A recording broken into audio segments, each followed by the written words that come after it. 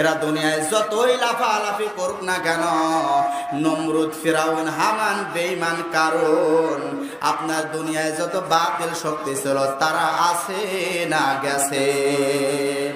তারা কিন্তু এখন আর নাই, কিন্তু তাদের রক্তে গড়া, তাদের সারা চামুন্ডারা, তাদের নাতি পুতি কিন্তু এখনো সমাজের মধ্যে বিদ্যমান। কথা কোন ঠিক কিনা বন্ধুরে আমার? তাদের নাতিপুতির চালাপোলাগুলো আজ সমাজের মধ্যে বিদ্যমান।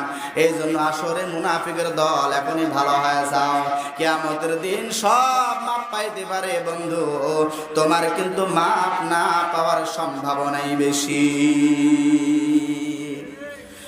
কাফেররা যাবে জাহান্নামের মধ্যে, কাফের যারা হবে এরা যাবে জাহান্নামের মধ্যে।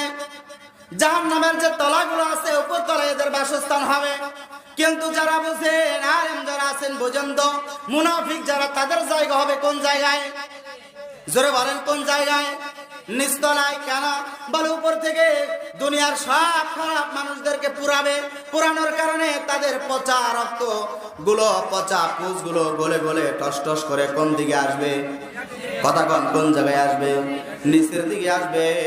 মুনাফিকদের জায়গা হবে নিম্ন স্তরে, মুনাফিকদের জায়গা হবে নিম্ন স্তরে। কোন কাফের সম্পর্কে বলেন না যে কাফেরদের জায়গা হবে জাহান্নামের নিম্ন দেশে, বরং সে মুনাফিক সম্পর্কে বলা হয়েছে মুনাফিকরা যাবে জাহান্নামের নিম্ন দেশে। কথা ঠিক কিনা?